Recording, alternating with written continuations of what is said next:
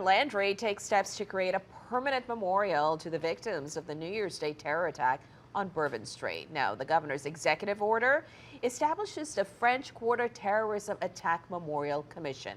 It will be in charge of recommending a site and creating the permanent memorial. 14 people were killed when the terrorist Shamsu Din Jabbar drove a rented truck down Bourbon Street, hitting dozens of people before police fatally shot him. The governor says the state stands united in its resolve to remember and honor those killed. Well, after